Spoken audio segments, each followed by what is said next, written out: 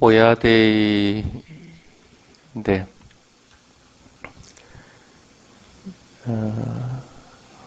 사문가경이라는 것은 그 장부경전에 나와 있는 경입니다. 그 사만야빨라 숫다라 해가지고 한 것인데, 사문은 여러분들 잘 알죠? 출간 승려들을 지칭하는 말입니다. 그 주간 승려들이 과, 열매, 수다원부터해서 아라한 것까지 얻는 과정에 대한 것들을 갖다가 설해난 경전이다 하는 뜻입니다. 굉장히 오래된 것들이고, 물론 부처님이 직접 설한 것이 아닌 경전이었겠지만 특히나 이 경전은 일반적으로 경을 하나 그냥 일반적으로 공부를 하겠다 할 것 같으면 대부분 스님들이 추천해 주는 경이 뭐냐면 이 사문가경입니다. 그러니까 세속적인 가르침들도 물론 있고 출가한 분들에게 해당되는 가르침도 있고, 또 이 경전의 내용에는 당시의 그 육사외도에 대한 것들을 부처님이 조목조목 잘잘못을 갖다 가린 부분들도 있고 해서 그때 당시에 부처님의 말씀을 가장 정확하게 알 수가 있고, 또 깨달음에 이르는 길을 가장 자세하게 설해놨다고 이제 정평이 나 있는 그런 경전입니다. 부처님의 가르침을 출가자들만을 위한 가르침이라고 할 것 같으면 일반 제가인들은 뭐 그렇게 배울 것이 없을 정도일 겁니다. 근데 이제 부처님 가르침은 그렇지는 않죠. 제가인들을 위해서 또 출가자에 한정하지 않고 제가자들을 위해서 또 조목조목 말씀해 놓은 것들도 있습니다. 지혜롭게 사는 것, 행복하게 사는 것, 자비롭게 사는 것, 이런 것들에 대한 이야기들을 쭉 해놔놨습니다. 근데 그런 것들은 부처님 말씀이 아니더라도 여러분들 얼마든지 접할 수가 있습니다. 꼭 불교가 아니더라도 또 접할 수도 있고. 그래서 불교의 특색을 얘기하라 할 것 같으면 그 출세간이 지혜다 하고 얘기를 합니다. 출가한 사람이나 수행하는 사람들이 얻는 지혜, 그것이 이제 부처님의 가르침의 핵심이다 하고 얘기를 합니다. 그래서 수행하는 사람들을 위해서 집중적으로 설해난 경전이 이 사문가경이다 하고 보면 됩니다. 그래서 가장 체계적으로 정리되어 있는 경전 중에 하나입니다. 이번 시간에는 이 경을 설하게 된 배경 부분에 대한 이야기를 하도록 하겠습니다. 이 경전은 아자타사투라고 하는 왕에게 설한 것입니다. 그것이 기본적인 것으로 되어 있습니다. 마가다 왕국의 수도가 라자가하입니다. 그 라자가하하고 가까운 곳에 망고동산이 하나 있는데, 누구의 망고동산이냐 하면 지왁가, 여러분들 잘 알죠? 의사 지왁가입니다. 지왁가 꼬마라바차라고 하는 분이 소유하고 있는 망고숲에서 이 경전을 설하게 된 겁니다. 지왁가는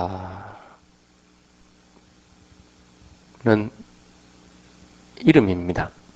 뒤에 이제 꼬마라바차라고 그렇게 되는데, 티벳이란데 네팔에 가면 꾸마라라고 있죠. 그렇지, 신의 화신이라서.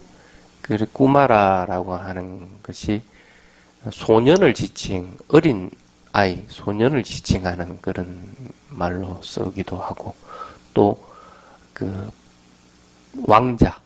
왕자란 뜻으로 쓰이기도 합니다. 그러니까 왕의 아들이다 그런 뜻입니다. 그래서 거기서 말하는 꾸마라는 꼭 소녀를 얘기하는 것은 아닙니다.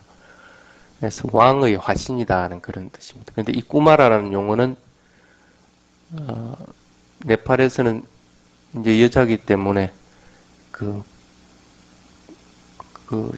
생리를 시작하면 이제 그 자격이 박탈되죠. 그래서 사실은 인도에서도 이 꾸마라라는 명칭은 결혼하기 전까지만 씁니다. 그래서 결혼하고 나서는 성년이 되면 꾸마라는 말을 갖다 사용하지 않습니다. 근데 왕자의 경우는 자기가 왕이 되지 않을 경우에는 나이가 60이 돼도 이 꾸마라는 명칭을 씁니다. 그 마찬가지로 이 지와카 이름에 지와카 꼬마라 바자라고 할 때 꼬마라가 들어가 있는 것은 계속 따라 붙었거든. 지와카는 왕이 되지 못한 분이라 결국 그 왕자의 신분으로서 계속 살아가시던 분이기 때문에 이 명칭을 그대로 씁니다.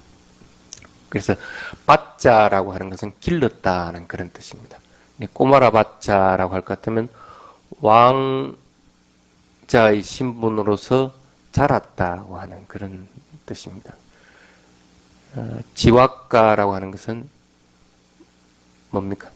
의지할 곳이 없는 그런 그 고아라는 그런 뜻입니다. 그래서 이 마가다 왕국의 왕이 지와가를 양자로 들여가지고 길렀다는 그런 뜻입니다. 이 이름에서 나와 있는 것들은.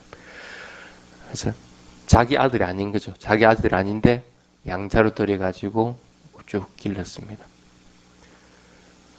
보통 사람들은 자기 부모가 아닌 것을 알면 굉장히 무서워합니다. 또 그 불안한 마음이 많이 듭니다. 그래서 정신적인 그 스트레스들을 많이 받고 어릴 때부터 그렇게 됐다면 그런 타격을 받아가지고 잘못된 방향으로 빠져기도 하고 그렇게 합니다. 근데 어쨌든 이 지와가는 어릴 때부터 이제 그렇게 고아로 있었지만은 왕의 아들이 돼가지고 왕의 아들이 돼도 꼭 마찬가지입니다. 그런 정신적인 스트레스는 항상 받게 돼 있습니다. 내 아버지가 아니기 때문에. 그런데도 이제 이 지화과는 교육을 잘 받아가지고 훌륭한 의사로서 당대에서 가장 뛰어난 의술을 쓸 수 있는 의사로서 자라게 됩니다. 그래서 결국에는 부처님에게 기회해가지고 그 부처님 주치가 되기도 합니다.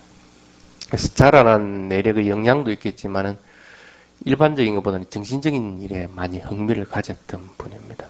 그래서 결국에는 부처님한테 기해가지고 이 지금 얘기한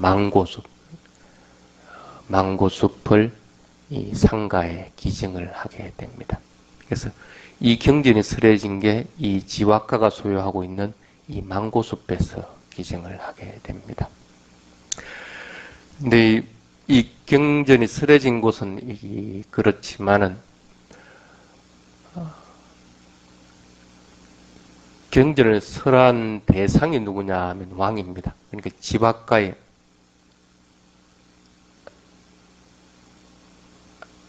아버지하고 연관되어 있는 그런 분들입니다.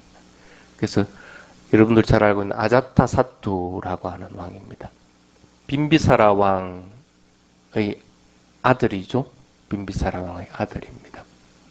그래서 아자타사투하고 이 지와가하고는 거의 동년배입니다. 거의 비슷한 나이입니다. 빈비사라 왕하고 부처님하고는 또 동년배죠.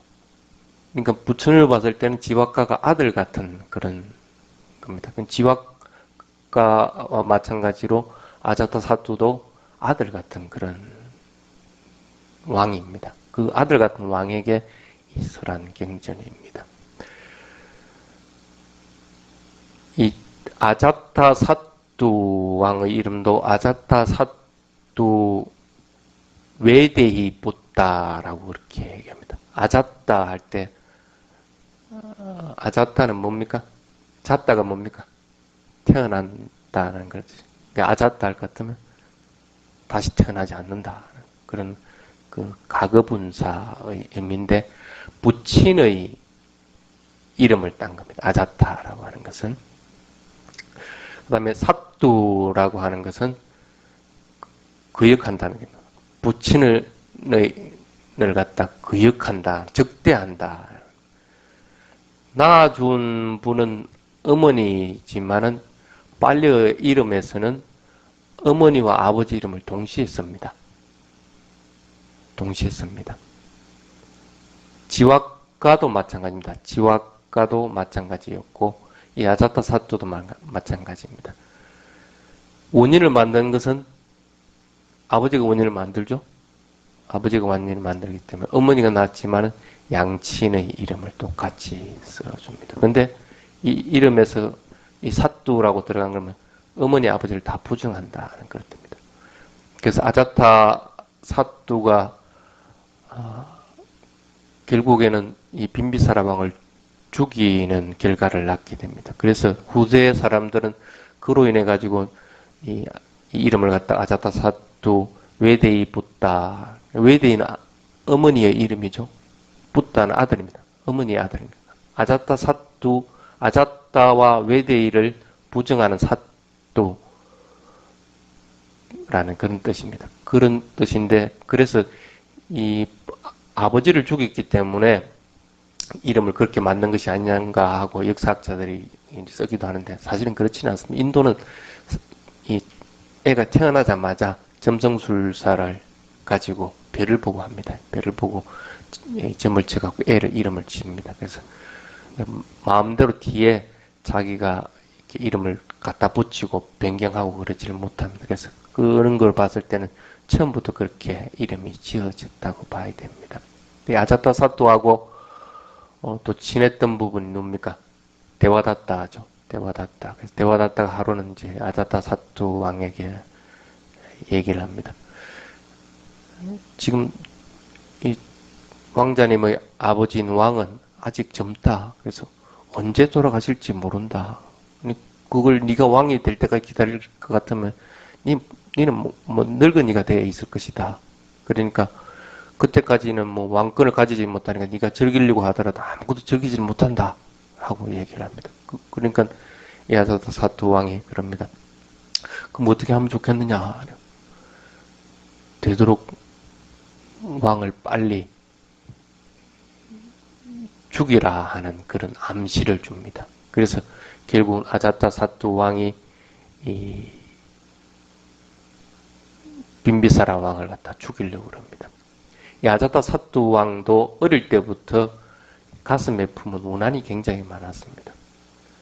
빈비사라 왕이 부처님하고 그렇게 친하니까 부처님이 없을 때는 부처님이 보고 싶어서 미치겠거든. 그래서 제안을 한 것이 뭐냐면 부처님의 그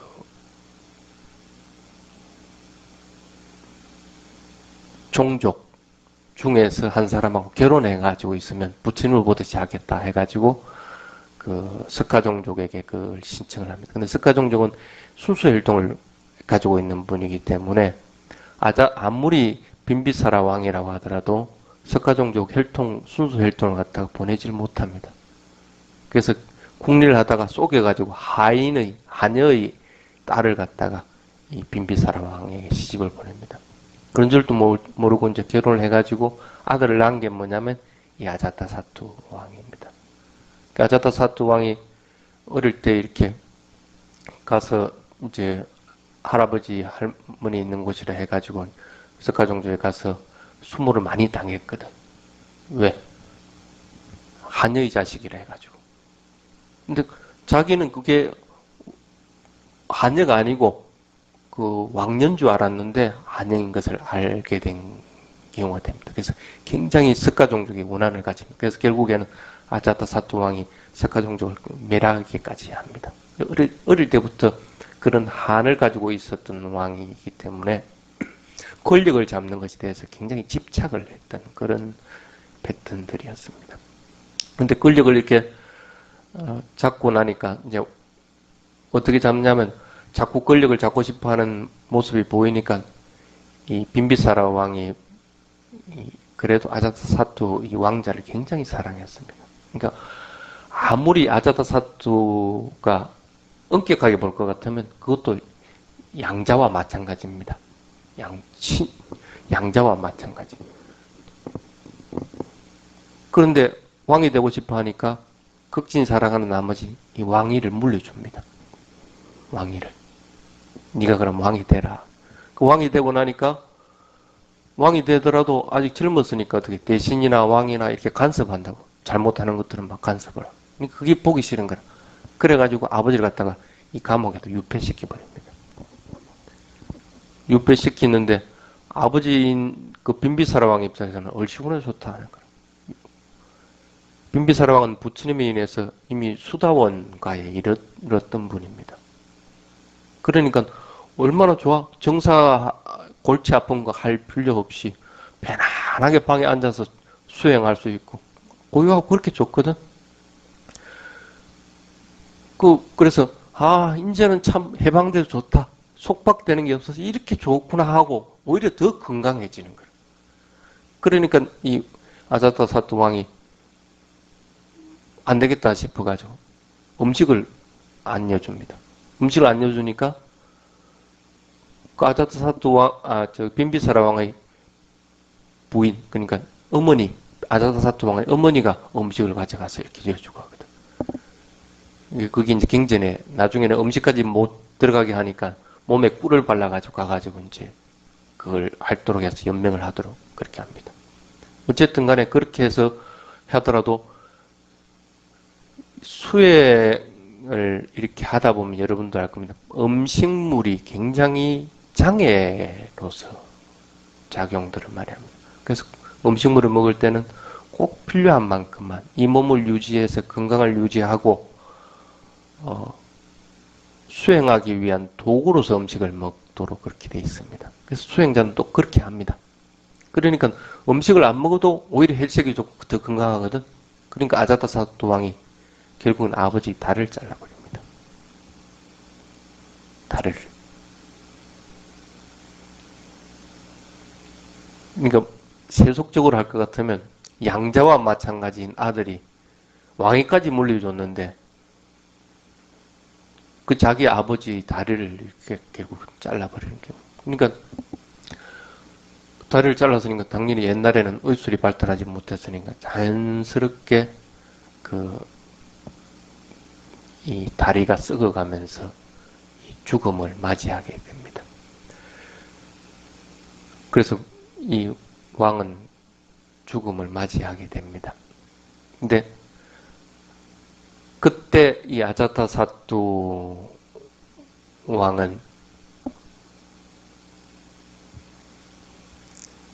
아들을 얻습니다. 자기도 이제 결혼을 해서 아들을 낳았는데 아들을 보니까 아들이 그렇게 예쁜데 그때서 이제 자기가 부모가 됐으니까 부모의 입장을 이제 이해를 하게 되는 거라. 그래서 버뜩 생각을 해보니까 아버지가 그렇게 다리 잘린 채 감옥에 갇혀 있는 생각이 들어요. 그래서 빨리 아버지를 갖다가 감옥에서 풀어서 모셔오시오 하고 사람을 보냈는데 이미 그때는 아버지는 돌아가신 상태거든. 그러니까 자기가 직접 죽이지는 않았지만은 아버지를 죽였다는 죄책감에 굉장히 시달립니다. 그래서 고민을 굉장히 많이 하는 상태입니다. 그게 인연이 돼가지고 과연 진리란 게 뭔가 내가 어떻게 살아가면 바르게 살아가는가 하는 것 갖다가 굉장히 탐구를 하게 됩니다. 그때 이 지와가가 아자타사토 왕에게 충고를 합니다. 매달 한 달에 한 번씩 오늘 같은 이 뽀야데일 날 유명한 사람들, 유명한 명상가들을 초청해가지고 그렇게 삶에 대한 가르침을 갖다가 듣도록 하라 하고 얘기를 합니다. 그래서 가만히 생각하니까 그건 죄책감도 실적이면 그래야 되겠다 싶어요. 그래서 누구를 초청할까 하고 이제 궁리를 하게 됩니다. 그래서 인도 같은 경우에는 이 뽀야데일은 매달 보름은 종교의 날입니다. 종교의 날. 그래서 정신적인 것에 힘쓰도록 그렇게 제도화는 되어 있지만 간섭적으로 그렇게 되어 있습니다. 여러분들도 보면 부처님 태어나고 부처님 깨달음 이루고 열반하고 날이 언제입니까? 바로 뽀야대입니다. 보름날입니다. 그리고 다른 제자들도 보면 거의 대부분이 이 뽀야대일 날 깨달음을 이룬 분들이 많습니다. 다르기운이라는 게 무시를 못합니다. 여기 해운대도 얼마 전에 그거 하되 달빛 명상 걷기 해가지고 이제 올해부터 시행한다고 합니다. 그게 언제 하느냐 하면 보름 전으로 13일, 14일부터 해가지고 한 며칠간 이렇게 한다고 그렇게 하더라고요. 여자분 같은 경우에는 보름날 되면 달이 뜨고 하면 막 특히 요즘 같은 봄철이면 많이 들뜹니다. 그런 거 혹시 모르겠어요? 괜히 싱숭생숭해지고 그렇게 합니다. 근데 그 얘기는 뭐냐면 그런 정신적인 에너지가 강하다는 얘기입니다. 강하게 받는다. 그래서 그걸 갖다가 수행으로 돌릴 것 같으면 깨달음 이루는데 더 용이한 방법이 될 수가 있다. 그래서 인도에서는 옛날부터 뽀야데이 날은 무조건 수행하는 날이에요. 종교적인 날이다 해가지고 꼭 우리 같은 일이 위파사나 수행이 아니라도 다른 수행이나 기도나 이런 것들을 꼭 하도록 하는 날로 되어 있습니다. 그래서 불교에서 그걸 차용해가지고 초하루하고 보름날은 사람들이 모여서 법회를 하도록 그렇게 하도록 되어 있습니다. 그래서 꼭 마찬가지로 이 사마냐팔라 수타도 이 보름날 언제냐 하면 우기가 끝나고 나서 인도력으로 11월 보름날 이 경전을 설하게 됩니다. 그래서 다음 시간에는 이 경전의 내용에 들어가도록 그렇게 하겠습니다. 여러분들도 마찬가지입니다.